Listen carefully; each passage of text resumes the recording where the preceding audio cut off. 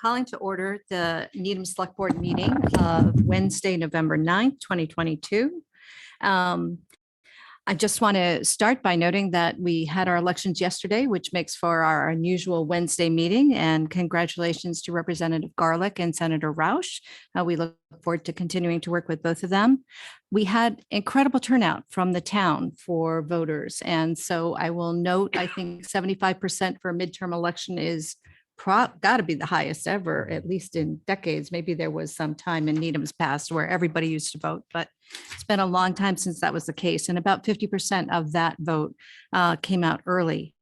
I particularly want to thank the town clerk and all of our election workers, because it has been a long slog for the 3 weeks before the election of early voting, and then running the election process yesterday, getting all the votes counted last night from early and from election day is a lot of work to get all of those to tie out. So thank you very much for that. With that, the first item is usually public comment. I do not see anyone here for public comment, and I haven't been told there's anyone online. All right, if no public comment, our next item would be the Veterans Day proclamation. Would you like to read the proclamation? Sure. Okay. I'll hold on. Hello, Mr. Nelson. We're going to let you sit, and then Kevin's going to read the proclamation. Okay. Proclamation for Veterans Day. Whereas on Veterans Day, our nation comes together to honor our veterans and commemorate their legacy of service and sacrifice.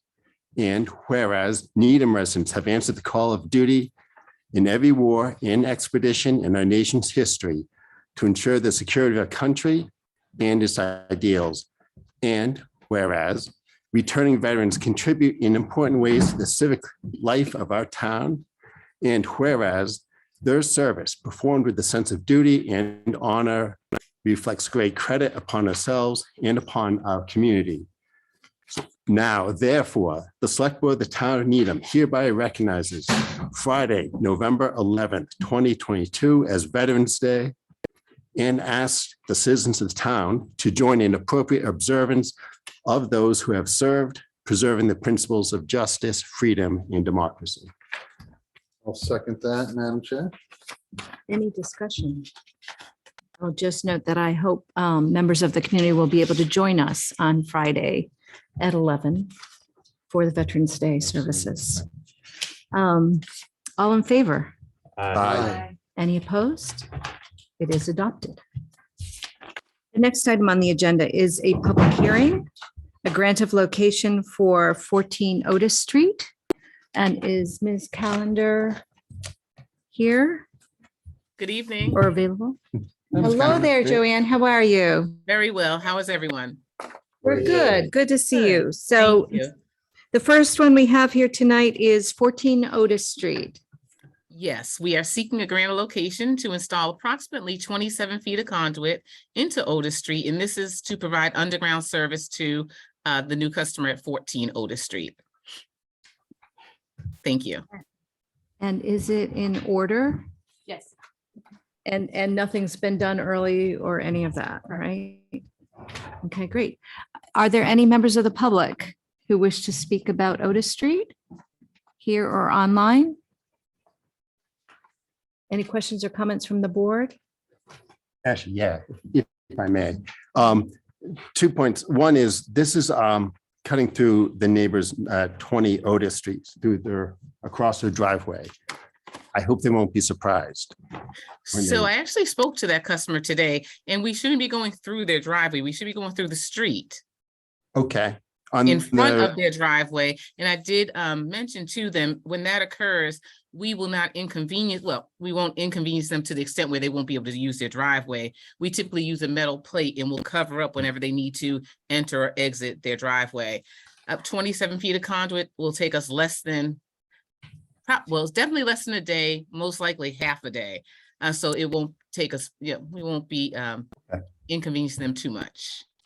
Okay, thank you very much. And then the other question was on the abutters notices. I'm noticing that someone on Manson Road was so have notified. I love the thoroughness, but that's by Avery. It's by Avery Park. Looks like a trust, so it could be the owner of Okay, the owner of the property doesn't necessarily live on the street. okay, thank you. Any other questions? Oh, I see there's a question online. All right. Hi, I'm the abutter, and I did get the notice, and it does run across my driveway, which is, a part of the driveway that's off the street, but it's not actually part of our property, so, we see it as our driveway, but it is a public area. And I talked to Joanne, and she said that they would repave that and, make it basically unnoticeable. So as long as that's the case, then that's fine. Catherine, thank you for that. If you would just state your name and your address for the record. I'm Catherine Commons. I live at 20 Otis Street. Great. Thank you for that. And I appreciate that you had the opportunity to speak with Ms. Callender today and took advantage of that. Madam Chair, if I could just get assurance from Ms. Callender that you will be repaving that area? That is correct. That is Okay, standard procedures, standard procedure for Eversource. great, Yes, thank you. yes. Any other questions? Then I would welcome a motion. Madam Chair, I move that the Select Board approve and sign a petition from Eversource Energy to install approximately 27 feet of conduit in Otis Street. Second. Any further discussion? All in favor? Aye. Aye. Any opposed? It is unanimous. Thank you, Ms. Thank you. Calendar. Ms. Have a Callender. great evening. You Thank you. too. Thank you. The Public Works update. Oh, we have Ms. Lustig coming online. Good evening, Karis. Hello. Hi there. Would you like to brief us about this particular traffic regulation? Yes, I know frequently I come in front of the board to discuss petitions that have come to the Traffic Management Advisory Committee. This particular request is actually an item that was identified by town staff. It's the intersection of Pickering and Great Plain Ave. We have a stop bar there presently, but we do not have a stop sign. It was noticed when we were doing inspections for the gas work on Pickering Street by one of our staff. And we had an internal conversation that it would be appropriate to have a stop sign at this location. And so that's what this recommendation is for. Karis, I had a question related to this. I was looking at the proposed stop sign location, and it just looks on the drawing like it's quite a distance back from the corner. Is that what's truly going to happen? I can discuss it more in depth with our highway and traffic division. They'll be installing it where it's visible and also where we want the vehicles to stop. So it would usually be installed near the stop bar, but we want to make sure that it's visible and there could be poles or other obstructions in the way. So I'll certainly discuss that with the traffic division. Thank you. Are there other questions related to this? All right. Madam Chair, I move that the board vote to approve and sign the notice of traffic regulation permit number SS 22-11-09, requiring that Pickering Street southbound be designated as a stop street at the intersection of Great Plain Avenue. Second. Any further discussion?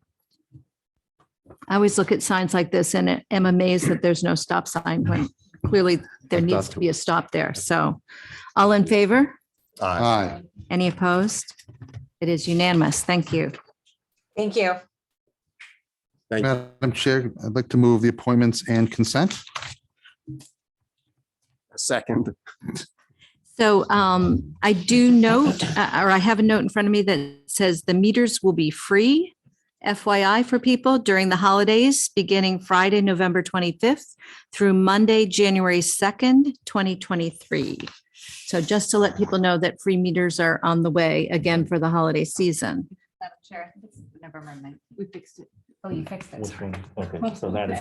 That's why Yeah, I have the old That's why I one. noted it. Thank you. So the date it is as of November 25th, as I understand, through Monday, January 2nd. Any other comments? All in favor?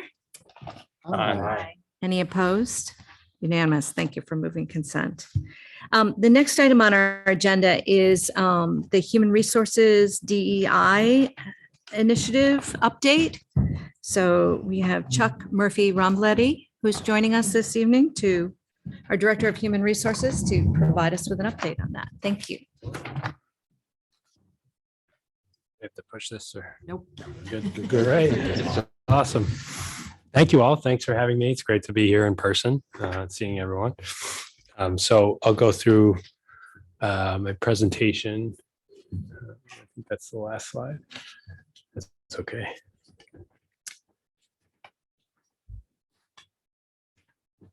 So I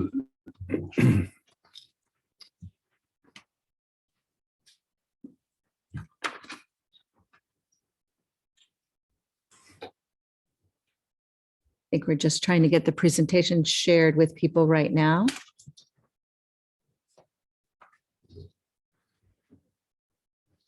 excellent. Thank you. So thank you. I'm here to give an update, a status update on some of the initiatives we've been working on in terms of our DEI initiatives for the town workforce and town employees. The select board, we've been fortunate for multiple years to have very clear vision and goals that the select board has adopted.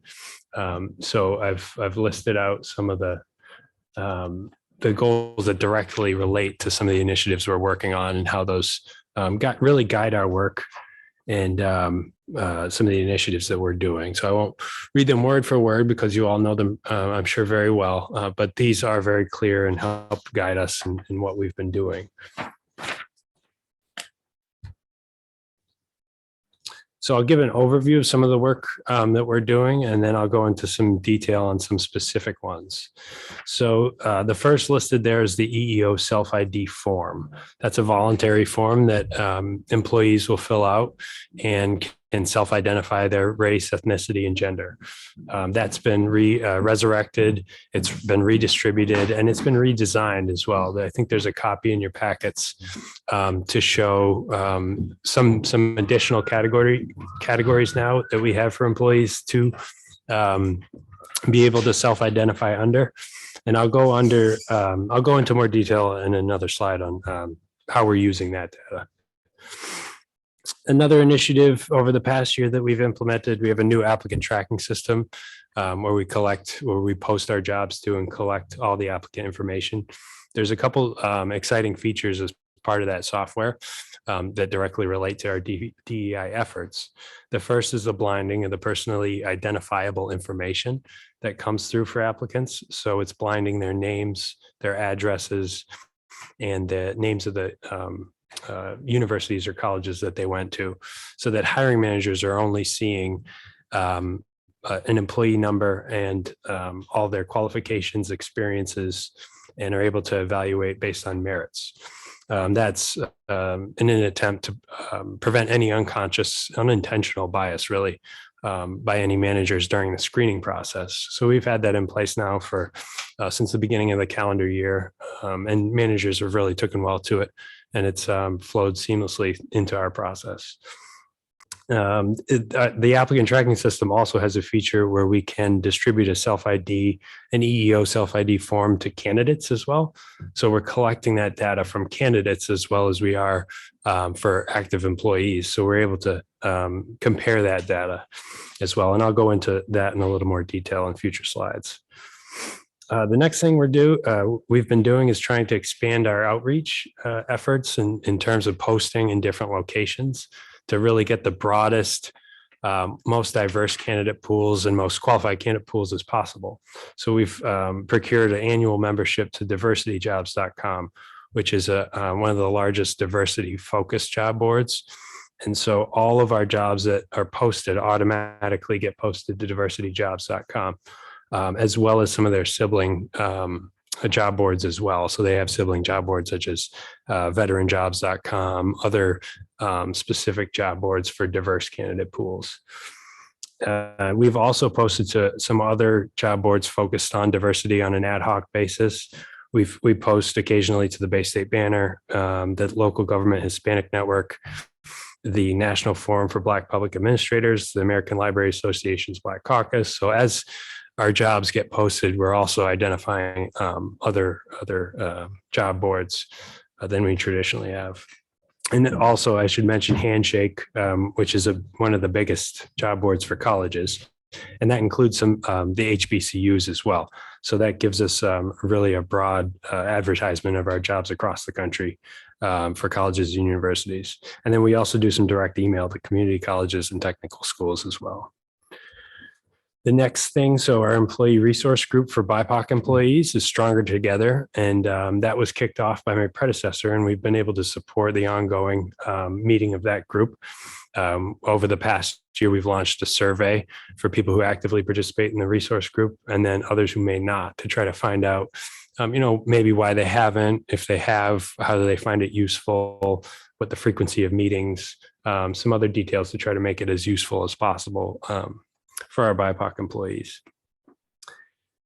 We've held a number of trainings over the past year. Back in June, we did a bystander intervention training for all staff, and we had 2 different sessions for that. But that was put on by Hollaback, which is a nationally known trainer who does bystander intervention in all sorts of settings, but we did specifically for the workplace.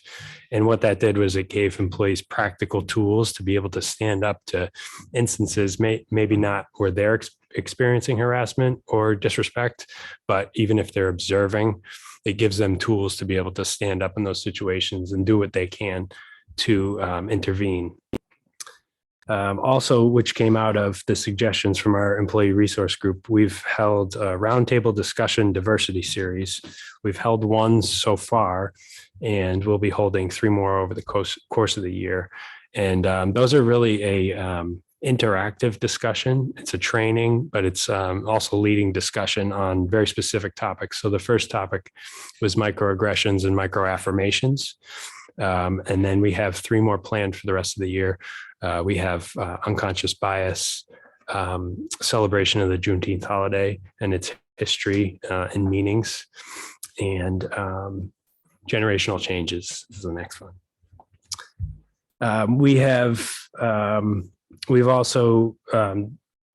We've supported, so at our leadership meetings, we have quarter leadership meetings of department managers and assistants.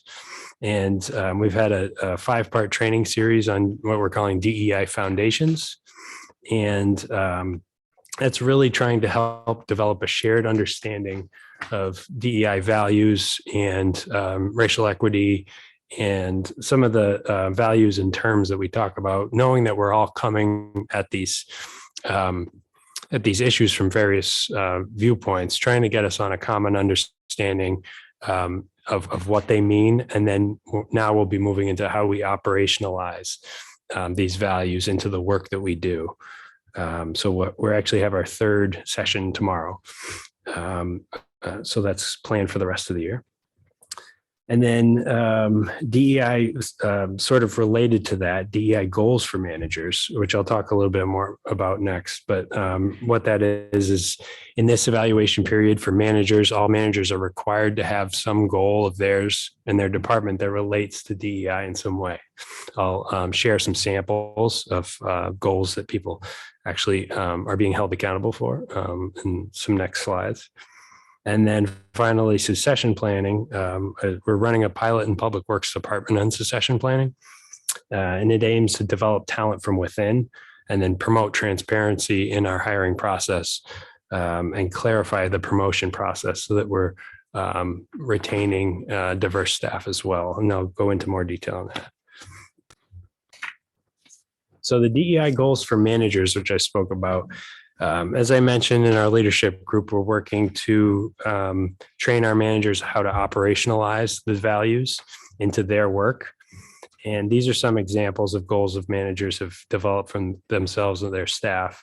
You'll see there's improved community engagement to historically marginalized groups, staff working with other community organizations to get the word out about their programming, holding all of their staff trainings throughout the year, creating a dashboard to capture progress to DEI goals, succession planning, increasing the capacity of their department staff to engage in DEI work through training, and then outreach to trades, vocational schools to develop other pipelines to recruit from. So really the purpose of requiring this is to take what we've learned at the leadership level and help that cascade down through the departments, through their employees, and ultimately onto the services we provide through the town and into the community. So next is a session planning pilot that's being run in Public Works. So we started in Public Works being one of our largest and most diverse departments, especially at the frontline level. First, this is to help us prepare for turnover. It's been a very tight labor market. The turnover is high everywhere, not just here. So it's to prepare for that, but it's also to support and retain our diverse staff that we have within Public Works. How we do that. So a big component of the succession planning program is marketing and outreach to staff. It's first to gauge interest from staff to see really who wants to move up, what people's career goals are, and to try to give them options to do so. And then also to clarify our promotion practices, clarify that they're objective, they're merit-based, show people who may be hesitant to go for promotional opportunities that this is the process, this is how you would identify, and here's the path that you can possibly move on to your promotion by. And it's to provide transparency of skills. So if you're looking at a promotion, transparency of these are the skills needed to move on. And then this is transparency in terms of where the employee is at with those skills. If they met those skills, is there a gap in those skills they need to attain? And in doing so, it lets employees of all genders, backgrounds, races, ethnicities know that our hiring practice is based on objective performance-based criteria and not extraneous factors, so that people are willing to, if they have an interest, willing to step up and have a pathway to do so. So I have a couple examples here. So the first notion we wanted the DPW leadership, to their credit, wanted to break down is the traditional notion of how you move up or be promoted. And traditionally it would be the person directly above you or the position directly above you leaves. There's your opportunity. It's within division. You may not even have had any conversations about wanting that job. You may not know where your skill level is at. And if you have the skill level, it's just that person leaves and now's your time to go for it. But in the next example, breaking down these notions. So maybe you have a custodian who wants to pursue a career in a different division within Public Works. So them being all within the same department, they identify that's their career interests. Maybe they move laterally to a position over in recycling, solid waste and recycling. And then from there, they can move up within that division and up further on. And then the third example would be maybe someone is a laborer in solid waste and recycling, and they have an interest in water sewer drains. So they get the skills necessary, they move laterally, and then they get more skills necessary, move up. And then from there, if there's another opportunity in another division, now they have experience in solid waste recycling. Now they have experience in water sewer. So it opens up some avenues for them and also for the town, really to, so that we're not artificially limiting our talent pools to just our former, the traditional notions of what a career pathway is within Public Works. So really the goal is to have employees self-identify their career goals, provide actionable steps, and then show the objective hiring decisions so that we're getting the best and most diverse pools that we can. And then the main tool that we use in the succession planning is the employee development plan. So there's an example of this on the slide, and this example is for a foreman. So the employee would develop this plan with their supervisor. They would say their desired position is a foreman. So you list out all the skills and competencies needed to become a foreman. Some of them they may have already achieved and some may not. In this example, they don't have the supervisory skills. So maybe they attend a supervisory training, get some stretch projects under their belt, receive mentorship from someone else. And then they need licensure. So to do that, maybe they attend a prep course, they job shadow someone with that licensure, and then ultimately take the test. So there's clear actionable steps on this is your pathway to get there. So the employee knows what they need to do, and the town knows that this person has an interest, and we may have a candidate in the pipeline from within. So again, the form provides the clear objective benchmarks of the skills that are necessary to be successful. It shifts the focus from the individual and the person to the qualifications necessary.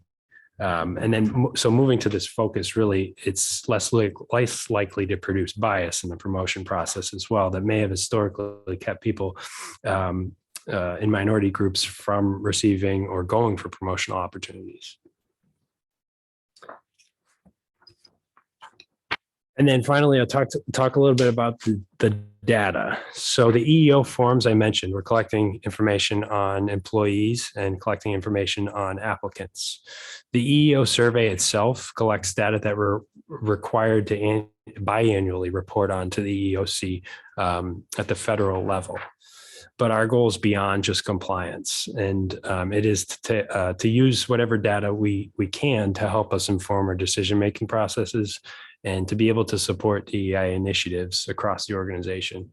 In your packet is that revamped EEO survey, and we intentionally put a cover sheet on there to also let employees know why this information is critical, and to also know we've listed the town's racial equity statement on there as well, to know that we're committed to using this data to help support DEI initiatives.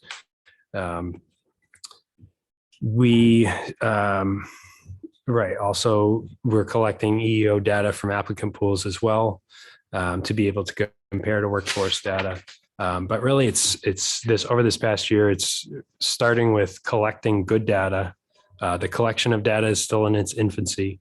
So in the next slides, I'll go through some examples and some example observations of what we might use the data for and some observations we might make. But just to be clear, we're still evaluating the data and how to better refine the data and find the most useful data sets that may help inform our decision making. And just the purpose of using the data, again, it's to understand who we are as a workforce. As we get better with the accuracy in the data sets, we'll find the data that's the most useful to help us tell a particular story in some way. It is important to note in the collection of data that it's not intended to set goals for certain groups. It's not intended for quotas. That's actually illegal as per the EEOC.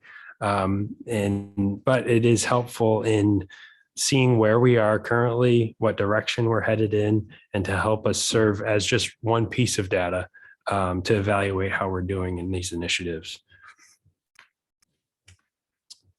So just to run through some data sets that we have available and we might use to compare against each other. Obviously, there's a community data that we can collect from the census.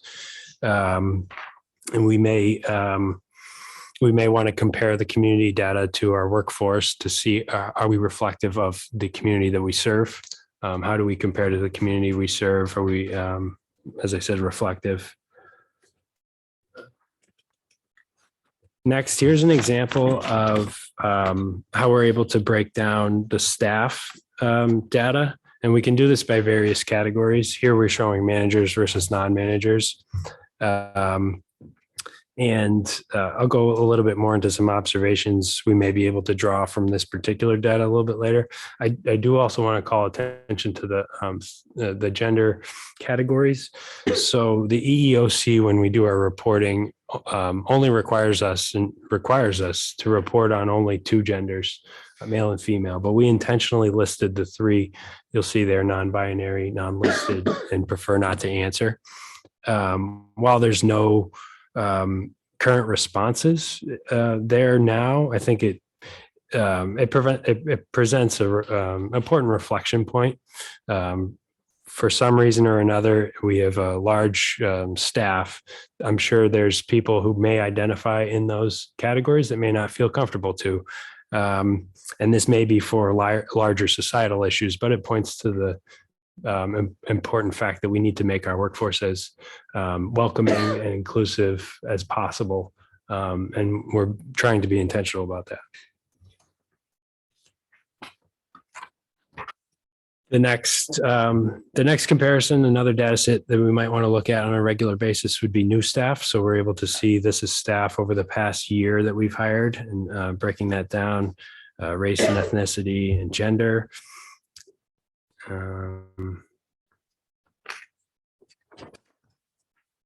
Another data set, exited staff. So this is people who've left within the past year, race and ethnicity, and then gender. Here, actually, interestingly, you'll note that there's more than double the number of people who've left over the past year as opposed to people we've hired. And that really is reflective of a lot of things. It's the labor market right now. People have options.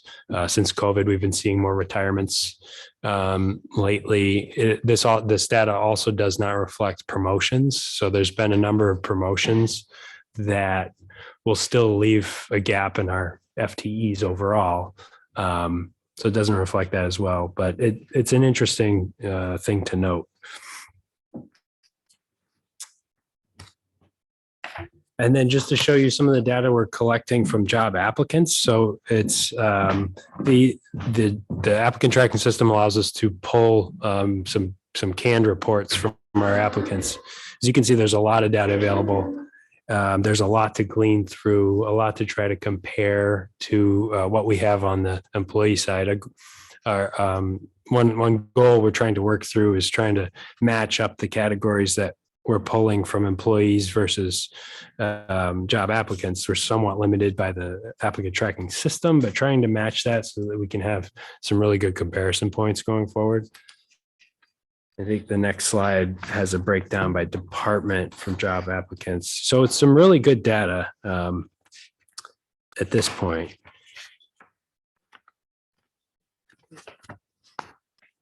And then, so just wanted to show a couple example observations, things we may be able to draw on at this point. So going back to the looking at community versus employees, exited staff, applicants, new hires. So here we're looking at the category of the EEO category of white. What you may be able to draw from this is our current workforce is more diverse than the community. Our recent applicant pools have been more diverse than the current workforce. And our new hires have actually been more diverse than the applicant pools. So that's one type of observation. It's promising data as of now, but those are the type of things we may want to use as useful data to inform our decision-making going forward. Yes. I'm back a few slides for just a second. Sure. In the job applicants category, under guidance, that's kind of the one that jumped out at me that had the least diverse pool, like not at all. And I'm curious when you see that happen. Am I reading this wrong? Oh, yes. No. Okay. I'm curious when you see that happen, is there anything that flags you to say, is there anywhere else we can go search for applicants just to broaden that pool?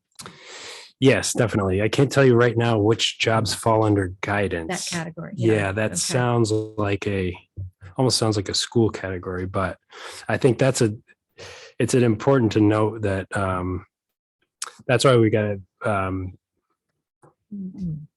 be as good as we can at refining the data, making sure the categories are right. But that type of thing, if we see something that's it's 100% white, right? So that may be something we want to drill into and say, where are we advertising these jobs? Have we done much outreach? Is there more we can do? It provides an important data point to drill into and find out more information. Can we provide some more hands-on support in HR, either in the recruiting or hiring process? But yeah, absolutely. Those type of things we would look for and say, okay, what's the story behind that? How can we drill in further and see what's going on? And what And can I we do think to support? That's really the benefit of having that information for the applicant pool and then blinding it, then going forward as it goes into that process. But it lets you at least try to figure out, are you starting with a diverse pool? Go Right. back and look at that. Right, absolutely, yeah. And then another important thing I should mention, that hiring managers don't have access to any of this data on the front end. So Yeah. they're not seeing how diverse their pools are, who has selected what. That's Yeah, all that's all blinded. Yeah, absolutely, yeah. And it's not available to them afterward either. The goal is to use this as an aggregate and not on an individualized basis. So that's not available to anyone. Okay, But yeah, thank that's you. a good point.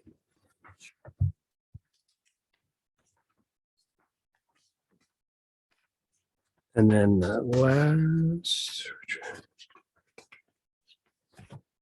the next observation. So here we have EEO categories white, and we're comparing the current managers. So as we saw on the earlier slide, our current managers, we lack diversity within our leadership positions. I mean, that's just, that's a hard truth. But if we drill down and try to compare that to some applicant data, we see EEO1 officials and managers, and then the other category, executive senior level officials and managers. So it almost appears that the external candidate pools for these manager type positions are also lacking diversity as well. So maybe our current manager makeup is partly reflective of the pools that are out there. So what can we draw on that? What observations can we make, and try to make some recommendations about them as well? So some possible recommendations we might want to make are we could draw from this, our internal candidate pools may be more diverse than external candidate pools for leadership positions. Therefore, we can encourage staff training, development, succession planning, like we talked about. Maybe we want to continue. Obviously, we want to continue to support a culture of inclusion and belonging, so that we're retaining our diverse staff, and doing things like employee resource groups or other initiatives to try to get at that. Maybe we want to review job descriptions to see if we can be more flexible with the minimum requirements, so that we're casting and encouraging a wider pool of applicants. And then maybe we want to utilize outside recruiting firms for leadership positions specifically, so that we're targeting both the most qualified and a diverse candidate pool. And we can task an external recruiting firm to do that. So just some future usage, our goals for future usage of the data. Again, continuing to collect and refine the data, both for current employees and applicants. Strategizing additional cross comparisons. So what are the best and most useful data sets that will help us?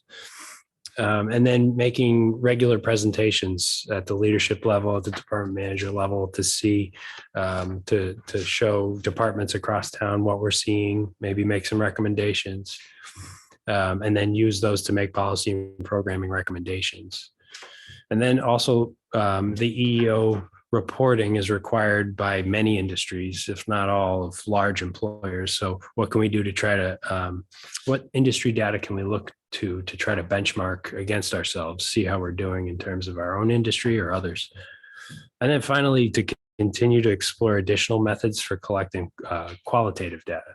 So again, this is just one piece of data that'll help inform our decision-making. There's also qualitative, which is useful as well. And there's things we're already doing, like exit interviews, performance evaluations, even just the informal conversations we have with managers, with employees. That's all good qualitative data to try to track in some way and help inform our decision making too. So with that, I'll be happy to take some questions if anyone has any. And really, I thank you all for your support and guidance in these initiatives. And it's been great to have the support to really be able to dive into some of these things and get to work on them. So thank you. Questions? Heidi? Thank you. This is really comprehensive and feels like you've got a lot of really concrete steps, which I think is incredibly encouraging. One of the things that you mentioned was a mentorship that you have employees who can have a mentor. And I'm just wondering, is that a formal program that we have here within the department, or how does that work? Yeah, good question. Not formally at this point. We've discussed the more formal process, but at this point, the succession planning with the employee development forms based on whatever job that they're looking for. It would be really specialized to the skills that they need to attain. So there's so many specialized skills that people have throughout public works. Say if someone needs to get a very particular skill, they may be, the manager may be able to identify you. Let's set you up with a mentor and have you have regular meetings with them. Let's explain the employee development plan, what your goals are, and see what they can do to help you along the way, whether it's regular meetings, job shadowing. So it's not currently not a formal mentorship program, just more on an ad hoc basis, but knowing that is a tool in the toolbox to try to help employees gain the skills within departments. Okay. May I ask another? I am interested in whether we go out on the road, to job fairs or anything like that. I feel like some of these positions are maybe folks who aren't as computer savvy or who may not have the technology that they need to do the online job searching. I'm wondering if we just ever go out in person to find folks. Yeah, it's a good question. We would love to do more of it. Ever since COVID, the job fairs have switched. They've done a lot of virtual job fairs, which we participated in. It would be great to get out there and do some job fairs in person. We've talked actually with the school department HR about collaborating on some job fairs and combining our efforts.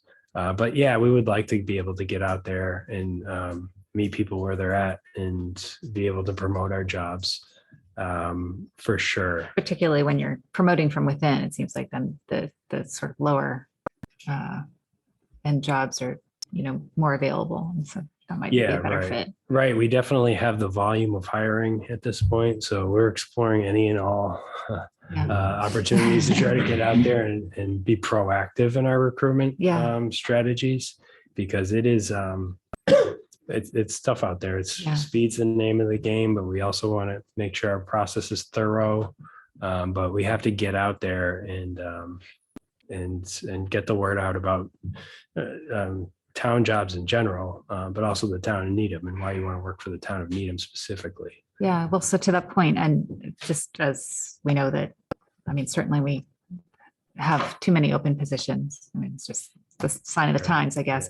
I'm wondering, I recall a while back, we had a sort of consultancy project that came in and talked about offering various perks, including things like allowing employee children to attend the Needham Public Schools and so on. I'm wondering if any of that is where that stands. Or Sure. Yeah, I'd love to. So we submitted DSR 5 as part of our budget for next year. And we would like to have the ICMA Association has a local government management fellowship program. I'm sorry, Chuck, can I just stop you? The DSR 5 is? Sorry, yeah, that's so as part of the budget process, DSR 5 is a submission for a warrant article. Okay. So our departments. That means it's additional funding. Yes. Right, additional funding to the operating budget. And we would like to have engage local government management fellow to come work for our office and actually be able to follow through on some of the recommendations that group put together, because they're excellent recommendations. We would love to be able to have some capacity to be able to follow through on those and see those through. And some of those things are directly recruiting, getting out there, looking at our recruiting practices, trying to recruit a more diverse and qualified applicant pool. So we're hopeful. I think that would be a big, I think that would add some good capacity to be able to dive deeper into some of these things. A 2-year program. 2-year. Right. 2-year pilot program. Yeah. Chuck, do you want to talk about your video? Oh, yeah, sure. So we have a Cindy Roy Gonzalez, Public Information Officer, and I are working on. So we've been trying to work on our brand and our front door, as we call it, and in recruiting. So we're working on getting testimonials from employees on why they like working here, what keeps them here, what are some of the benefits of working here. So we've had at least 5 volunteers. I think we're going to have 7 in total testimonials that we'll be recording going out to where they are. And then we have they'll edit the video, put it all together, put some music behind it, I'm sure. And we'll be able to put that on our website and get a lot of use out of that, so that we can try to be a little more proactive in showing exactly what the jobs are, who we are, what you expect, why you'd want to consider a town job, and why you want to consider working for the town of Needham. So that's we're currently doing that. It's it's an exciting thing. Thank you. On the recruiting front, for whatever it's worth, I can tell you that at the college, we are seeing that employers are coming back in person on campus this year. They're not wanting to do virtual recruiting. So you could hope the same thing happens. Yeah. Interesting. Other questions? Sure, Madam Chair. Thank you. We keep talking about the job pool and how difficult it is. So as much as we can broaden that net, like you're talking about, and getting out there and getting people, we've talked about that. I think for, a couple of years, talked about that in Nuwari, and that was kind of spurred a lot of that. But then we got to look internally, and I like, the chart that you have, trying to, no matter who you are really, as a qualified, keeping our employees. And I like the idea of that video, but to retain our employees and get the best person, I think is terrific. Just to Heidi's point, I was going to ask about the school enrollment. I think that's a terrific idea. Another one we have to think about, I think, is housing in preference for town employees, because I think that depending how it's tailored, that can help with certain people who want to work here from a distance, but clearly transportation issues or distance from the job could be solved with some type of housing help, whether it's when we have some of these affordable units come up and local preference. And I know that's a larger discussion, but that could fit in with this. Yeah. And my last question is, are you on that recruitment video? And it seemed like you're going to be the closer on it, right? I'm not one for the spotlight. I actually I delegated that to my assistant director. She'll be much better at that than I will. Okay. So I'm happy to be in the background. Yeah, to be in the background on that. Yeah. But thank you. I'm glad you brought that up. I think that comes up often, and that we're actually seeing more and more applicants and candidates applying to the jobs that live further and further away. Right. We have a good number of staff that actually live across the border in Rhode Island. So they're coming from further and further distances because of the cost of living and housing in particular. So that is definitely has been an issue for recruiting in the area. So yeah, thank you for. Great. Yeah. Thank you, Chuck. Thank you. So hard. Anything else? Yeah, hey, thank you very much. This is a very thorough presentation. It's really interesting to read through. It seems like we're gaining traction. I love the direction. So it's good. And some of the numbers are really promising. It's encouraging. And analytics are fascinating. So but my question is, would you be able to down the road look at retention and duration of employment for people and see exactly are people of color staying? Are they coming? Are they staying? Are they fulfilled and are they happy? Yeah, no, that's it's within our own database is hire date, and we can look at tenure for sure. Right. Yeah, that's a great idea. We could look at hire date based off of hires within the new, like our more recent hires. How long are they staying? We've generally had more tenure in the past, but we're seeing some of the more recent hires turn over faster, and I think that's also reflective of the job market. People aren't staying in places as long as they used to. But that would be interesting data to look at for sure. And yeah. How many years till the vesting? 10 years. Yeah. So Flies by. it does.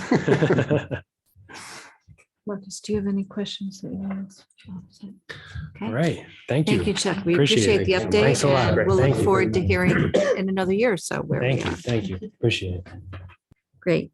The next item on our agenda tonight is the opioid settlement. So Katie King and Tim McDonald, you would join us. No, C10, not too bad. Doing okay? Yeah. Good I to was see you gonna too. say the new baby's got to be like, not a new baby, A year old. a Yeah. year old. That's Holy been much cow, sleep, wow, right? Yes. already. We've been through it every meeting for a couple of years. Yeah. That's true. Right, That's exactly. Just as glad. All right, who's starting I here? can kick us off. Good to see everyone. So I'm going to give an overview of settlement of opioid lawsuits, and then I'll turn it over to Tim to talk about the impact of opioids in Needham and how we're going to be using some of these settlement dollars or proposing to use them. So as you may know, the summer of 2021, the Massachusetts Attorney General had announced that there was a national settlement between multiple states and the three largest drug distributors of opioids, Cardinal McKesson and AmerisourceBergen, and also with Johnson & Johnson, who manufactured opioids and marketed them as well. So nationally, it was a $26 billion settlement. And there were almost 4,000 lawsuits pending. And so this was an aggregate settlement across a number of those. I do want to highlight some of the things that are not funding related in that settlement, just to give you a fuller view. So the distributors agreed to create a centralized clearinghouse for opioids so that all three of those distributors, but also regulators, could see the supply chain where opioids were being distributed at what pace, so that there weren't blind spots anymore, which was the case in our existing system. And distributors also took on more responsibility to identify suspicious orders from pharmacies and a higher level of responsibility, both to not fulfill those orders, but also to report them to authorities, again, to get a better handle on the system. Johnson & Johnson agreed to stop selling opioids entirely, and they also agreed to stop funding either through themselves or a third party lobbying or marketing activities to promote the use of opioids. So that's kind of the big picture framework of the lawsuit and settlements. So with these funds, there was a time period where states could sign on, Massachusetts did, and then there was a time frame where cities and towns could sign on to the settlement, which Needham did. So $525 million is coming to Massachusetts. 40% of that will be distributed out to the cities and towns that signed on.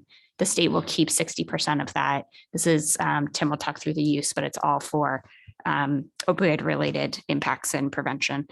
So Needham is slated to receive just over $1 million between now and 2038. So over the next 16 years. And I'm going to, there's a payment schedule in your packet if you want to look at that. I'm going to channel my best Dave Davison right now, though, to talk a little bit about, about some of the, how the money's going to flow. Okay, so kind of one of the foundational elements of municipal finance is any monies that come to cities and towns go into the general fund. And that means that town meeting has the ability to appropriate it for any lawful purpose. So in this situation, it's a little bit of a funny reality where we have a lawsuit with a settlement that tells us how we must spend those dollars, but then we run up against municipal finance law, which says we must receive these payments into our general fund and town meeting can decide how to spend them. So there's a little bit of a conflict there. If a state statute was in place that said to a city or town, you can take those funds and put them into a special revenue account and basically earmark them. And any funds that go into that account have to be spent on the purpose that was designated by that special revenue fund. That is a way that you could earmark the funding. No such state statute exists for this opioid settlement. That's why we can't do it that way. So as the state legislative conversations continue around if they'll allow cities and towns to use special revenue accounts for opioid settlements, in the interim, what's going to happen is the money will flow to the general fund. It will get processed through free cash and then be available to town meeting to appropriate. Yeah. So all that to be said, this is where Tim comes in and has crafted what we will propose to all of you for a DSR 5 warrant article for spending these funds at next town meeting. Sure. So yes, we would request a DSR 5. We are looking at a little bit of the schedule of payments with some idea of sort of smoothing out the spending sort of to average it out over the years, because it does sort of fluctuate, as you can see from the payment schedule. Needham has been fortunate in that we haven't had the depth of challenges from opioid that some communities have, but there are members of the community that have been impacted and families that have been impacted. Working with Katie and with some of the department heads, so Sarah from Youth and Family Services, Chief Schlittler and Chief Conroy, we did talk about sort of what we thought was the most appropriate town approach. We haven't precluded entirely potentially trying to work with other communities and possibly pooling money for a larger purpose. New Hampshire has a fantastic program called Doorways, which I really wish Massachusetts had, that are locations throughout the state that are sort of almost a one-stop shop. You can go in and basically say, I need help, and they will get you, within hours to a treatment bed. Massachusetts doesn't have a system like that. And so the part of me that thinks really big would love to figure out how to get 15 or 20 communities to pool their money and to try to do a smaller version of that. But at least in the interim, our plan is to focus on, and maybe you could move a couple slides ahead, Kristen, if you didn't mind. Yeah, so that you can see the chart with the impact. Fortunately, those numbers have been going down, as you can see, which is promising. Needham Police and Needham Fire were early adopters of Narcan, of naloxone, which is a great thing. Some communities had to be talked into that. Our public safety agencies did not have to be. But there's a number of programs that are in place that provide naloxone either for free or at very reduced price to public safety agencies. So we're not necessarily proposing to just buy naloxone. We're really trying to look at some amount of substance use prevention and some amount of mental health promotion, but a heavy emphasis, if you go to the next slide, Kristen. Oh, sorry, one more. A heavy emphasis on reducing barriers to treatment and harm reduction. The single biggest challenge, if you have spoken to someone who is in recovery, was finding a bed when they were at a position to actually accept help,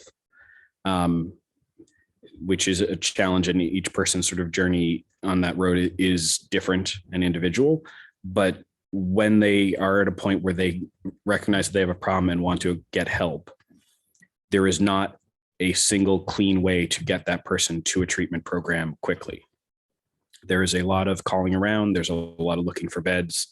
Right now in behavioral health, so substance use and in mental health, there is a stark shortage of inpatient treatment options and to some extent outpatient treatment options too. So our focus would really try to be on a referral coach and some placement assistance. We're potentially exploring, because cost is in some cases a barrier for some families, whether there's an option to almost have a scholarship, whereas if a Needham resident is in need of treatment and does sign up for a program, perhaps a portion of the cost of an inpatient treatment, which can be quite substantial if it's not covered by insurance, could be used. But that is our HOPE is an emphasis on harm reduction and reducing barriers to treatment and getting people placed. Some of that is very sort of people intensive work. A recovery coach is, skilled and trained person who works very directly with a person who suffers from addiction.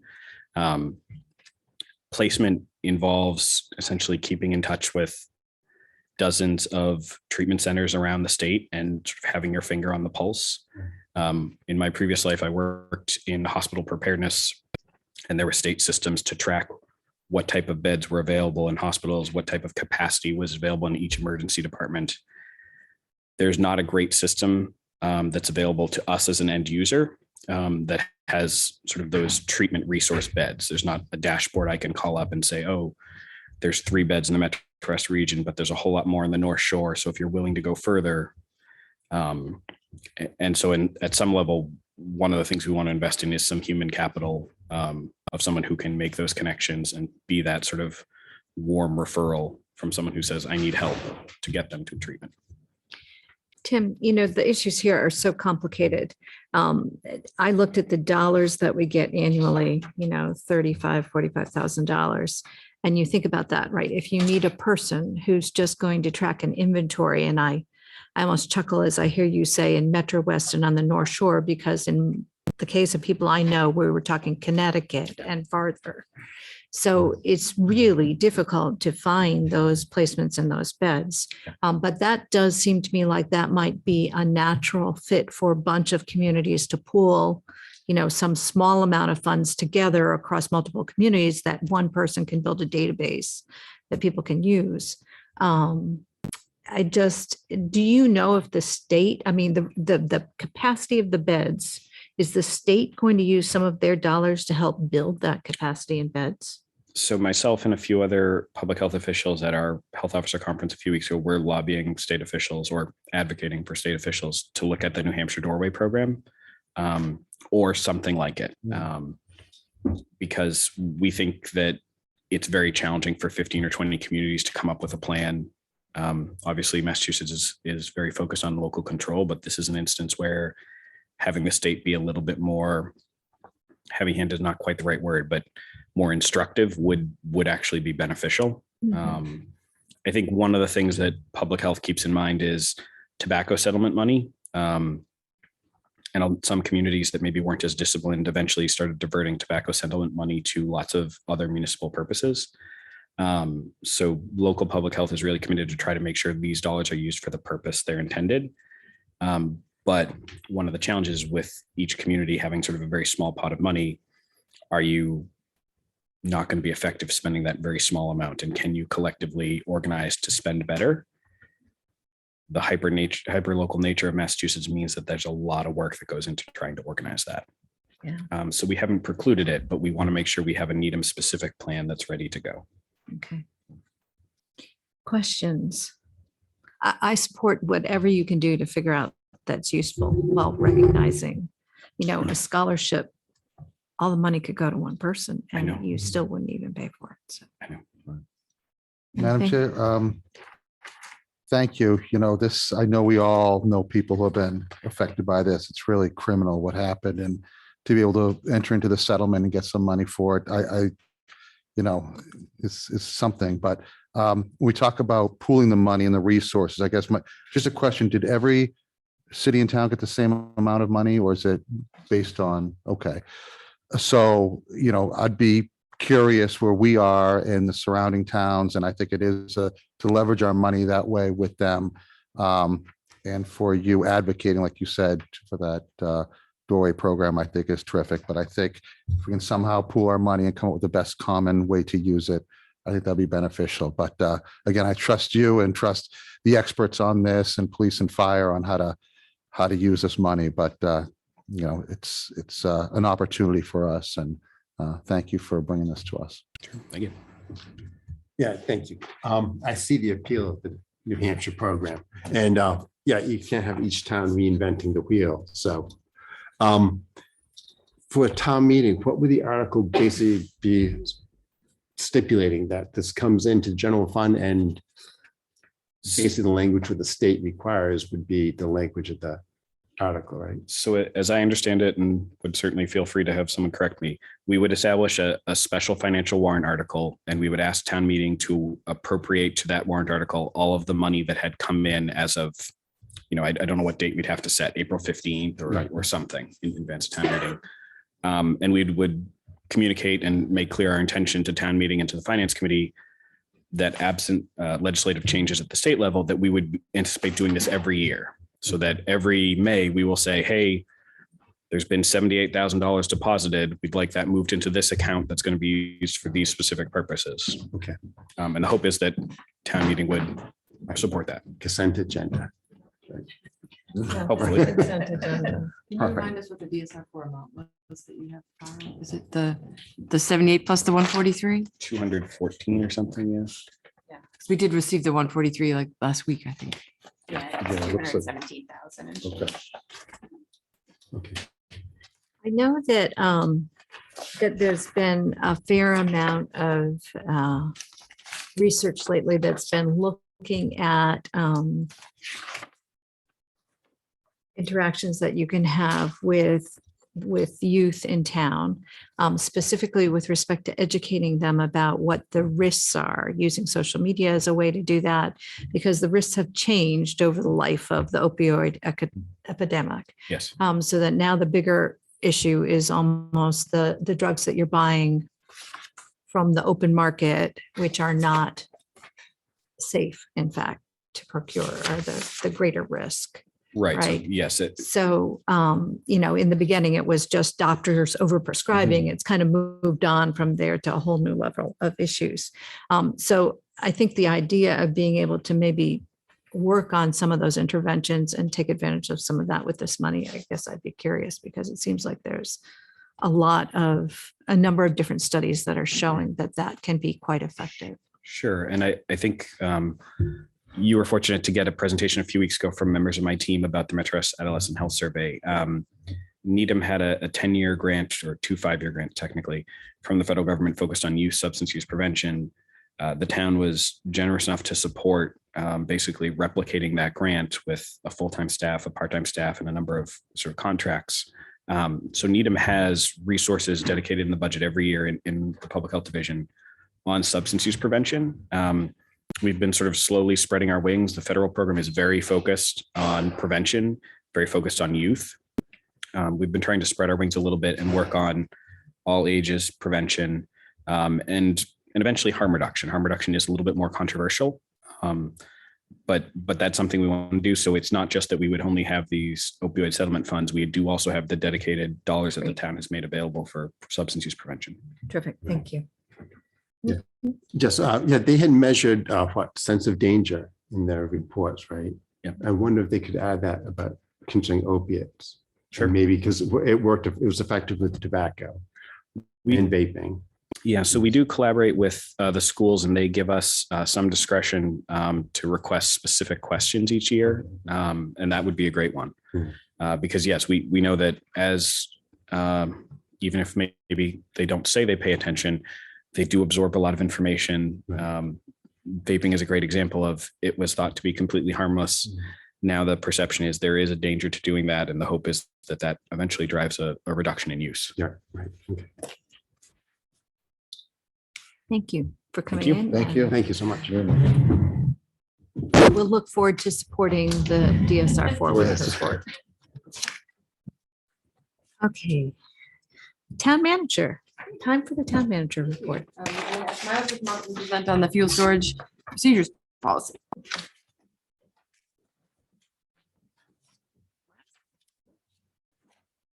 Did you ever expect you were going to become skilled in policy writing? Was that one of your goals? Oh, Like, yes. ooh, Oh, yes. Miles. He was hired for that.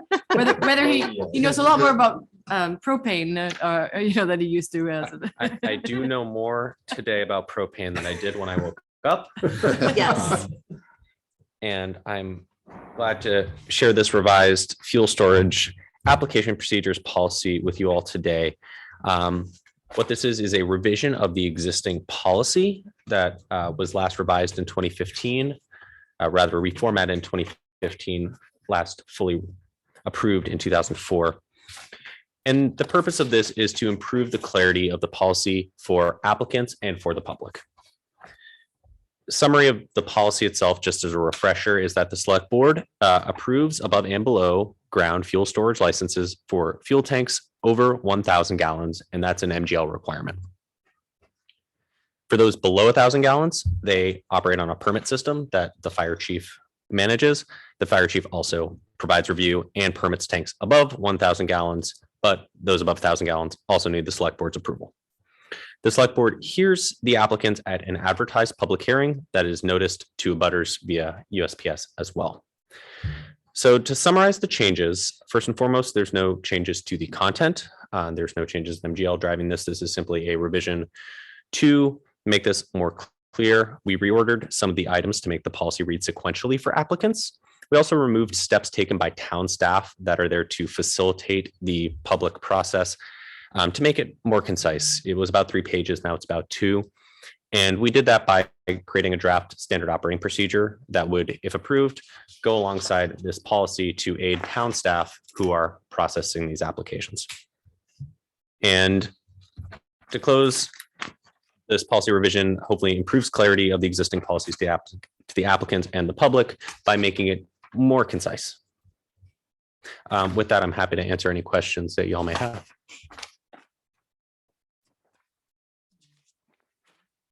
Wow. Thank you.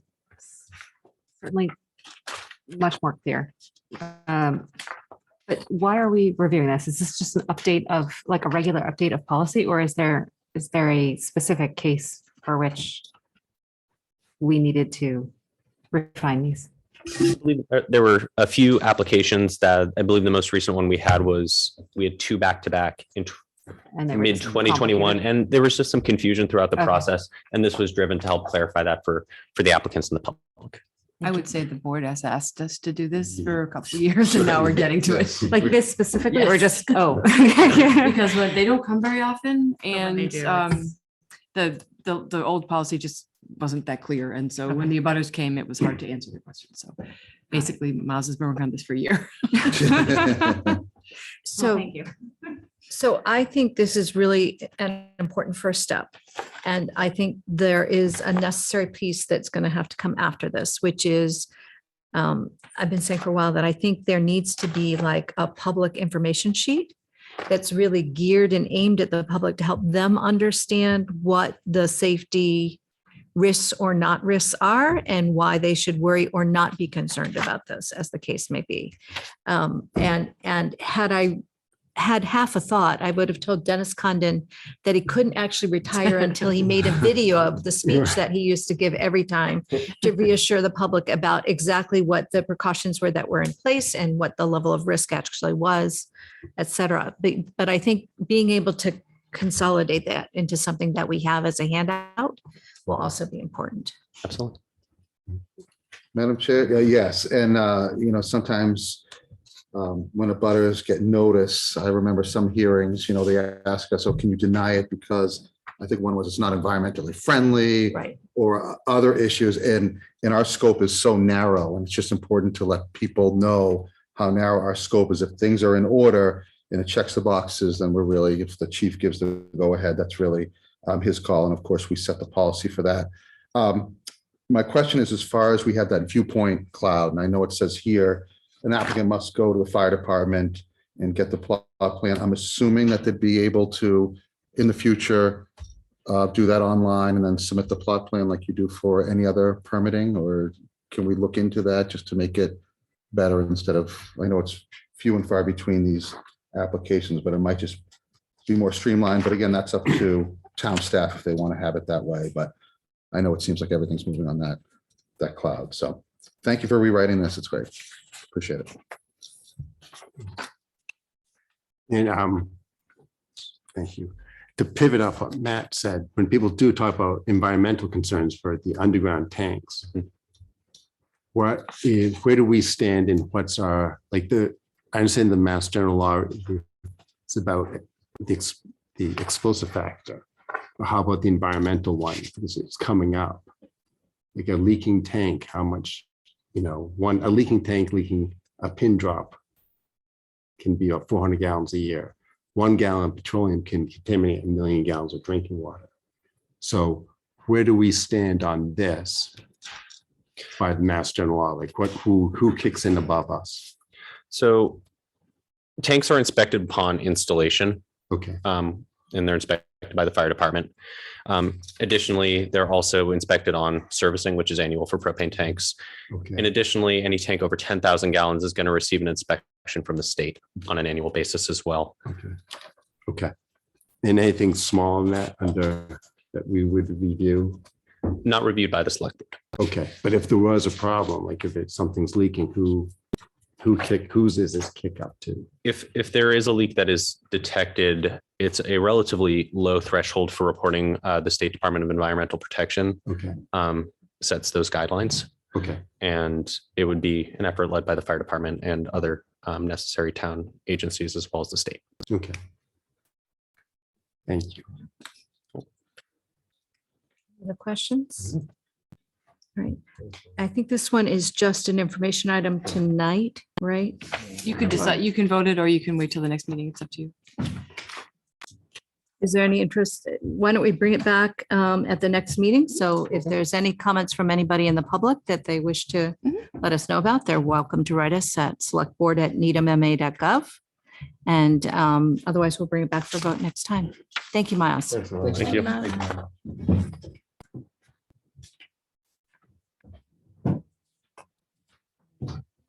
All right. And the next item, I think, is the code of conduct. Great.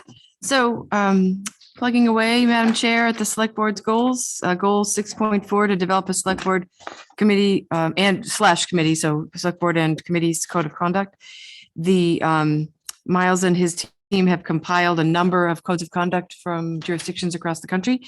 And the 14 items that are listed here are the ones that show up in those codes of conduct with some regularity: preparation, conduct, who speaks, who they speak for, what are the responsibilities of board members, how technology is used, confidentiality, use of staff, town council, attendance at events. Many of these things, the board has maybe has a policy, often has informal practices, and they haven't been codified into a document.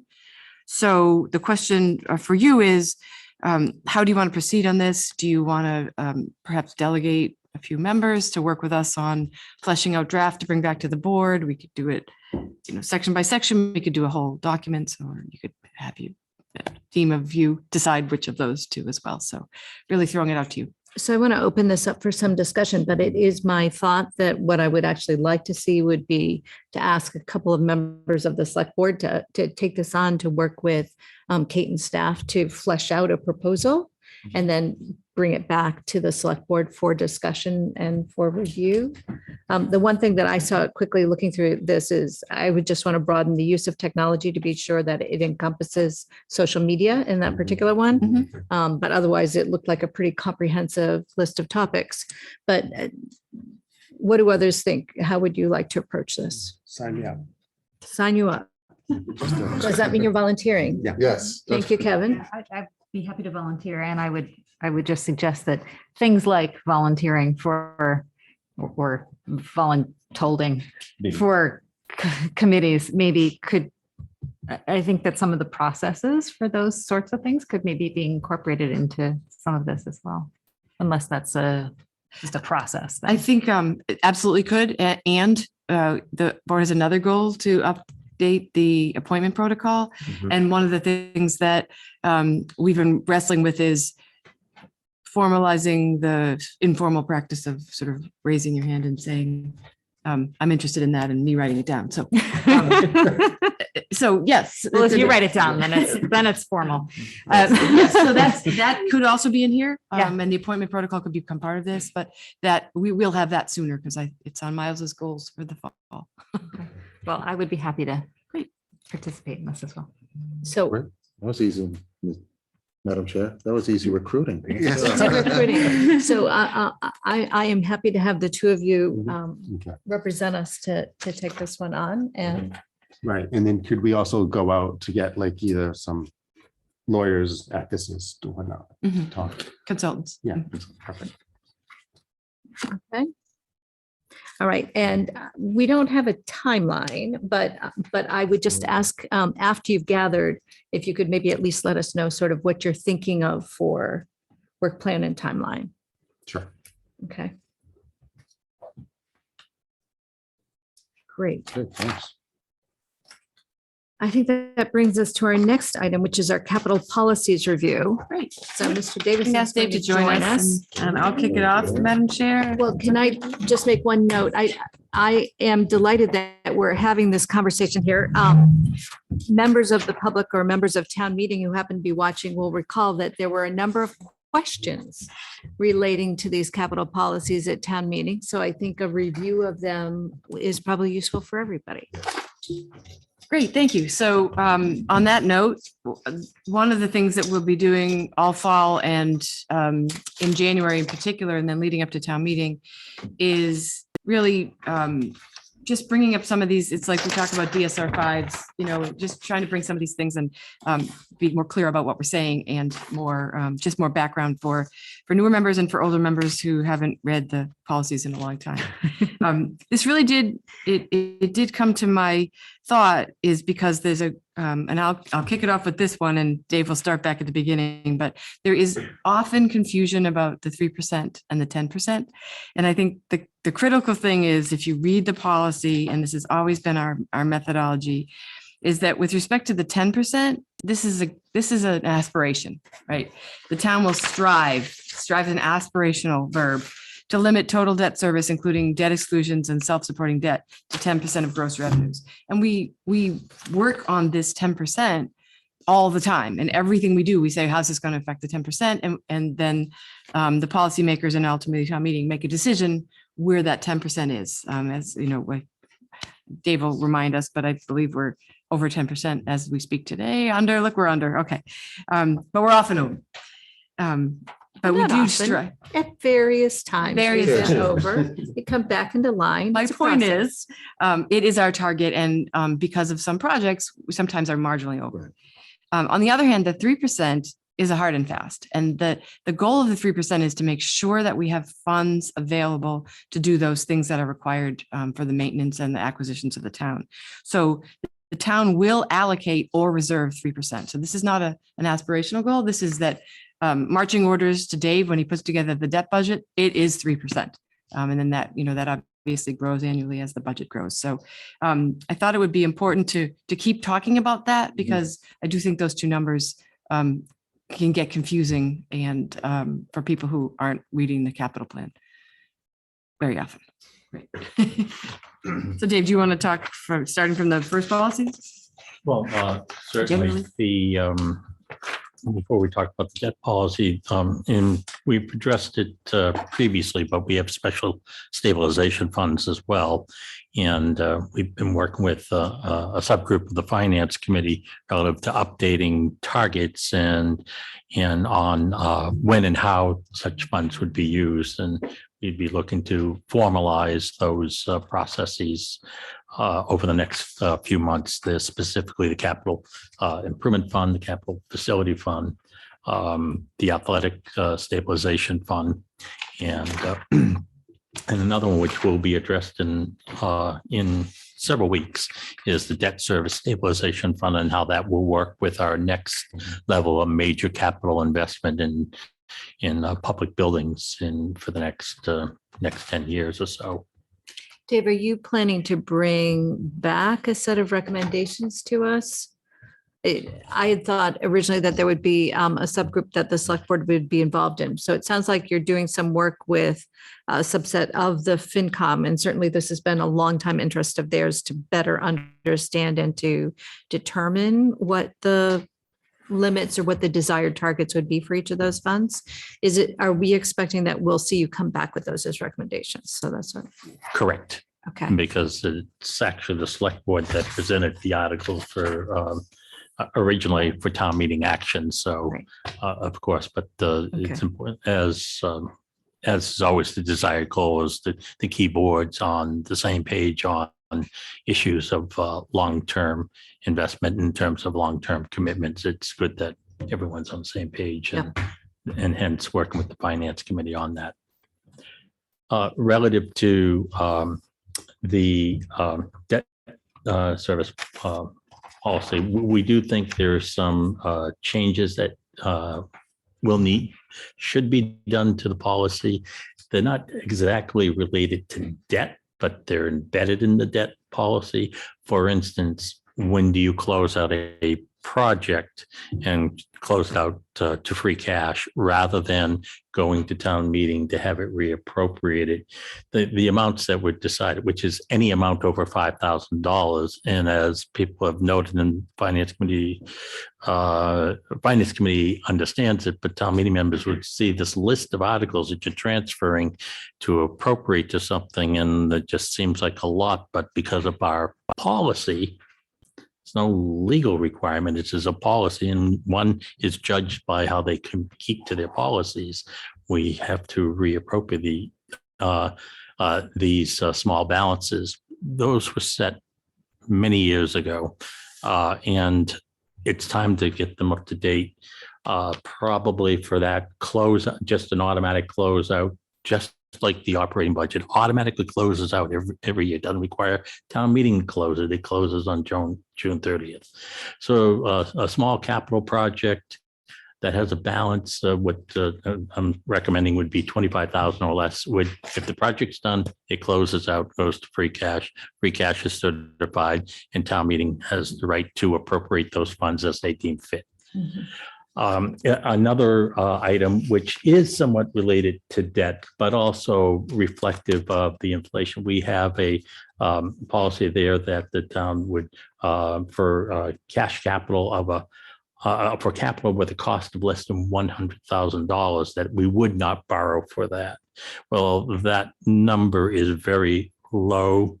And given in today's environment, and I'm looking at, that's probably more sensible to have at a $250,000. That a community the size of Needham and the budget size of Needham should be able to afford a capital investment in a piece of equipment or something that's up to $250,000, thereby saying that you're not going to be borrowing and having a long-term obligation for an operation size of town of Needham.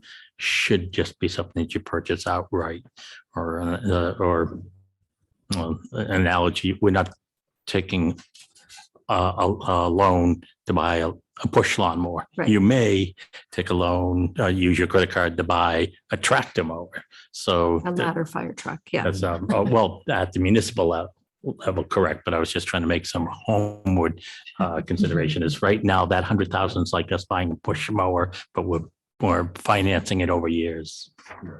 So the other policies that we have is relative to what's the appropriate level of retained earnings.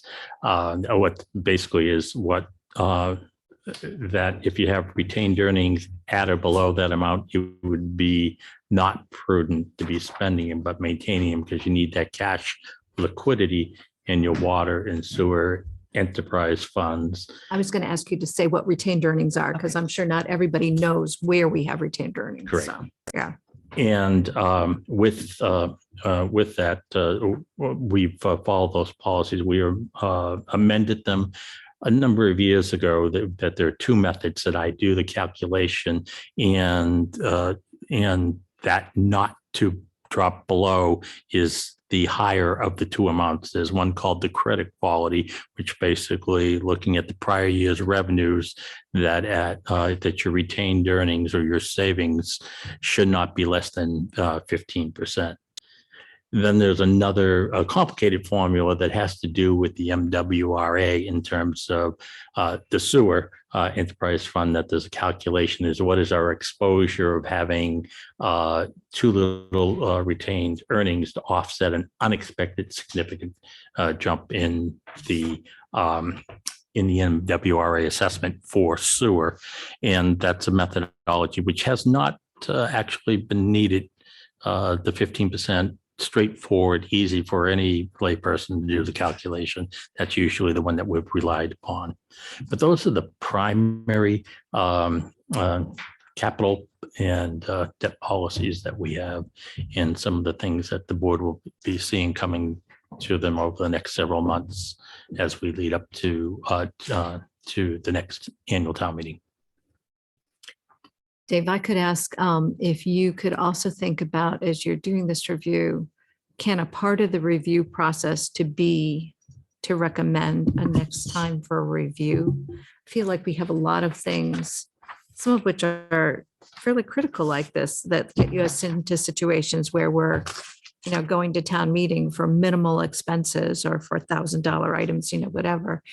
But it just feels like if we looked at some of these, even on a 5-year basis or something like that, just to see if the amount still makes sense, that would be a great thing. Thinking like that was my number, 5 years. All right. Comments or questions? Sure, Madam Chair. Thank you. I know we spoke about this earlier, and I remember being on the Finance Committee and these questions came up at the same, in the same way, and here we are. I know we started off with a 10% and a 3% discussion. And I don't know if this is 3 years or 4 years ago, we actually were talking with the Finance Committee. I think it was part of like a focus group, whether or not the 10% is actually the right number and whether we were going to do anything on that. Has there been any discussion, or are we comfortable kind of that 10% is? And I know it's aspirational, which I'm glad we need to get that out there, because I know it's a way sometimes of saying we can't do it because we're going to hit the 10%. And then you look at other projects where we were over at 13%, et cetera. But I don't know if there's been any discussion. Maybe now's not the round to do it, whether or not that's the correct number. I suspect that there'll be a revisit of that, whether there should be any modification to the percentage thresholds when the next iteration of the facility financing plan for, again, as I said, for the next 10 years. So I would anticipate that will be part of the discussion that will arise when we start looking at that report. Great. And then, Madam Chair, on the Capital Improvement Fund, I remember when that was put in, as we all do, but I know it's very specific as far as how long things have to be in the improvement plan and then how to fund it. Do you ever feel like hamstrung by that? Is that something that you'd look to revisit, or do you think those, now that we've had time behind us, that those guidelines are appropriate? Yes, looking at them, those are some of the considerations. And when they were originally developed, specific to that was a concern that the reserves would be, and they're intended to be reserves to address the time the town meeting needs to take action on a critical capital funding request, but that short of borrowing, the only option was not to do the capital improvement. So the concern was to ensure that the money wasn't going to be immediately spent the following year, or that something that would have never come forward now sees, oh, there's an available fund of money. So that's how we can fund this new item that no one had ever thought of before, or at least presented so that there could be public dialogue on it. So hence those concerns of being in the capital plan for a minimum of 3 of the 5 years, that there was some plan to fund something from an emergency fund. Probably adjusting the language of being a little more definitive might be helpful. And those are some of the things that have yet to be fleshed out, and hence why we're not before the board this evening with recommendations. Excellent. Thanks for doing all this, Dave. Thank you. Could I add one more thing, Madam Chair? Just on the debt service stabilization fund, I just we'll probably just say this at every meeting, that when we have some fairly large developments coming in, we're going to be having new growth. We will be recommending you allocate, divert significant portion of that new growth to a vehicle like the debt service stabilization fund, so that it could be invested in our new school buildings, and then that would be cash, and that wouldn't affect the 10%. So we'll be having lots of conversations about large developments and how we can build up a way to pay for them that doesn't involve borrowing. Perfect. Thank you, Dave. Thank you so much, Dave. Yep. Committee reports. Are there any committee reports tonight? Can I just remind folks that the Housing Plan Working Group is going to be presenting to the community? 16th? The 16th. Wait a second, I'm going to just It is check. November 16th. It's November I don't remember the 16th, time, though. up in Powers Hall, live and on Zoom. So this is the time. We've been working on all kinds of recommendations. This is the time to have your input and hear and ask questions. So please do. Anything No. else? Then I would welcome a motion, or I guess I'll start to make a motion. I don't think I have the language in front of me anywhere. Maybe you do, but I'm not seeing it in the online book. I'll move So if in, you guys Madam have it, Chair. you're in better shape than I am. Sure, to go into executive session under exception 6 to consider the purchase, exchange, lease, or value of real property. If the chair declares an open meeting may have a detrimental effect on the negotiating position of the public body. And does the chair so The declare? chair so declares. Not to return to open session prior to adjournment. Okay, and I do just want to state for the record that this is related to the Foster property. So I will say that so that people know that is what we're discussing. We still don't have a purchase and sale agreement that's signed, so we are continuing to hear about that. Okay. Any questions? A second? Okay. We need a roll call vote. Heidi? Aye. Marcus? Kevin? Yes. Nat? Aye. And the chair votes yes. So we are adjourned from public session.